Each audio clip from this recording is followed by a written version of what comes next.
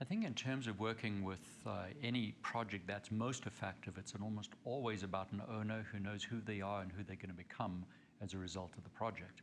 And the greater clarity they have for that, the easier it is for the design team, architects first, and then the consulting teams below them, and then of course the integrators and the construction team that get these things built. In the absence of that clarity, meaning, for example, are we in a downtown area that has got a very urbanized feel in an established neighborhood, has got a very different design culture and design character to a greenfield out in the suburbs, where you can take 200 acres or 300 acres and do whatever you want. So having that clarity becomes very important. The second thing that's important about working, or most powerful working on great projects, is they have a great clarity of how they're going to tell their story. Because audiovisual technologies ultimately are used to tell story. They're going to communicate data. This happened, that happened, and it happened to this degree, the scores, and so forth.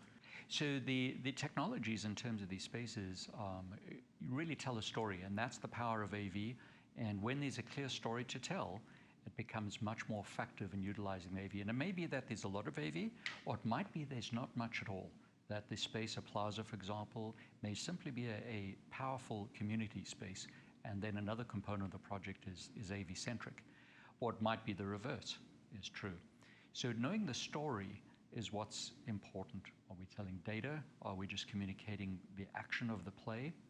Are we creating a bidirectional responsive feedback to the production team so that they, kiss cams, or whether it is a wave of the audience and shouting and tweets or text asking for specific music so that the audience is engaged?